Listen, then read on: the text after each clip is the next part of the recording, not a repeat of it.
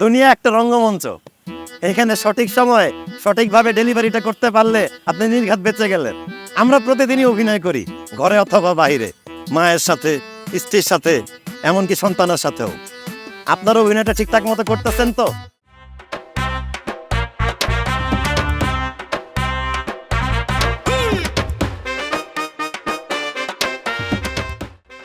Stupid জি sir. Nonsense একটা। জি sir. আপনি একটা ফাউল মিয়া। জি স্যার। আবার জি স্যার, এই মেয়ে আপনার লজ্জা করে না? সবসময় খিলখিল করে দাঁত বের করে থাকেন, এত হাসি কোত্থেকে আসে বলি? স্যার, আমার জন্মের সময় আমার মায়ে আমার মুখে এক শিশি মধু দিছিল স্যার। আমার গাল ভর্তি হাসি দেখা আমার বাপে আমার নাম দিয়েছে হাসু।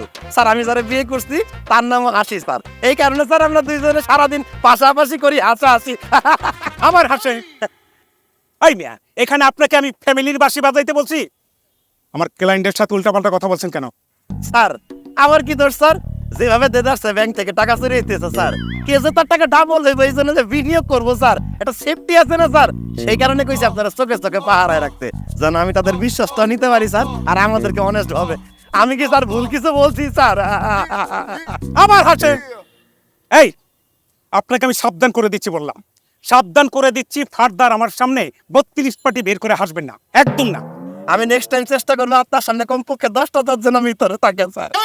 রাস্কেল একটা। জি স্যার। আরে টাই পরেন না কেন? অফিসের রুলস রেগুলেশন মানেন না, টাই পরে আসবেন। স্যার, টাই পড়তে তো সমস্যা নাই, কিন্তু টাই পড়লে হয় কি স্যার, গলায় ফাঁস লেগে যায়, কথা মুখে আসে না স্যার। কবে টাকা? জি স্যার। শালা, তোর চাকরির গোষ্ঠী আমি মারি। শালা আর আমারে জ্ঞান দিত সস, যখন মনটা চায় গালে ঠুস করে একটা থাপ্পড় যদি দিতাম, মনে সুখ পাইতাম। আসসালামু আলাইকুম স্যার, আপনি জানেন নাই স্যার? গালি দিলেন কাকে? স্যার, ওই টাইমকে স্যার, টাকা আছে দেখতে তো গরিব বসি করার কি আছে স্যার, এটা আমার মাথায় ঢোকে না স্যার। ওকে, এবার যান, গিয়ে ক্লায়েন্টের কাছে টাকাটা দেন। এইরকম 24 ঘন্টা ক্লাই আইছেন না। জি স্যার। আমার ইচ্ছা। দুনিয়া একটা রঙ্গমঞ্চ। এখানে সঠিক সময়ে সঠিকভাবে ডেলিভারিটা করতে পারলে আপনি নির্ঘাত বেঁচে গেলেন। আমরা প্রতিদিনই অভিনয় করি, ঘরে অথবা বাইরে, মায়ের সাথে, স্ত্রীর সাথে, এমনকি সন্তানের সাথেও। আপনার অভিনয়টা ঠিকঠাক মতো করতেছেন তো?